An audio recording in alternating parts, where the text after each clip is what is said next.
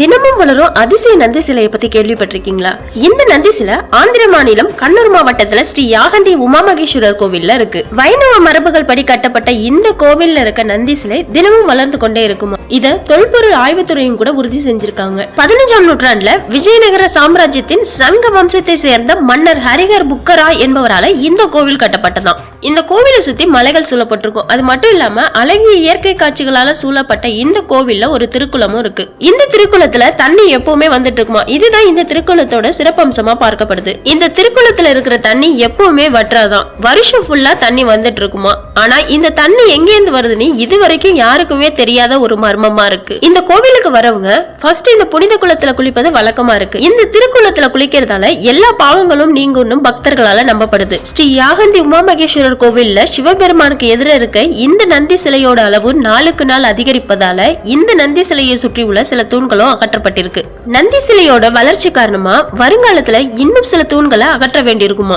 இந்த நந்தி சிலையோட அளவு ஆரம்ப காலத்துல சிறியதா இருந்ததா சொல்லப்படுது. ஆனா ஒவ்வொரு 20 ஆண்டுக்குள்ள இந்த நந்தி சிலையோட அளவு 1 அங்குலம் வளர்வதா விஞ்ஞானிகள் சொல்றாங்க. இந்த நந்தி சிலையை செய்யப்பட்ட கல் விரிவடையும் தன்மை கொண்டதால நாளுக்கு நாள் வளர்வதா அவங்களால நம்பப்படுது. ஆரம்ப காலத்துல இந்த நந்தி சிலையை சுற்றி வர இடம் இருந்ததாகவும் இப்ப இந்த நந்தி சிலையோட அளவு பெரியதானதால சுற்றி வர இடம் இல்லாம போயிட்டதா அங்க வச்சிருக்க போர்டுல சொல்லப்பட்டிருக்கு. புராண கதைப்படி இந்த கோவில அகத்திய மாமுனிவர் வெங்கடேஸ்வரருக்கு கோவில் கட்ட நினைச்சிருக்காரு.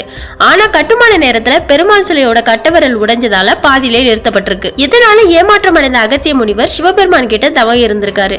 சிவபெருமான் அவர் முன்னாடி தோன்றி இந்த இடம் கைலாயத்தை போல இருக்கதால பெருமாளுக்கு கோவில் கட்ட சரியான இடம் இது இல்லைன்னு சொல்லியிருக்காரு. அதுக்கப்புறமா சிவபெருமானுக்கு அகஸ்தியர் கோவில் கட்டியதா புராண கதையில சொல்லப்படுது. இந்த கோவிலை சுத்தி ஒரு காகம் கூட இருக்காதான். இதுக்கு காரணம் என்னன்னா முனிவர்கள் இந்த கோவில் இருக்க பகுதியில தவம் செய்யும் போது முனிவர் ஒருத்தரை காகம் தொந்தரவு செஞ்சிருக்கு. முனிவரை காகம் தொந்தரவு செஞ்சதால இனி இந்த இடத்துல காகங்கள் நுழையக்கூடாதுன்னு சபிக்கப்பட்டதா சொல்லப்படுது. இதனாலதான் இந்த கோவிலை சுத்தி ஒரு காகங்கள் கூட இல்லைன்னு சொல்லப்படுது. சனி பகவானுடைய வாகனமான காகங்கள் இந்த பகுதியிலேயே நுழையக்கூடாதுன்னு முனிவர் சபித்ததால சனி பகவானும் இந்த பகுதியில நுழைய மாட்டாருன்னு சொல்றாங்க.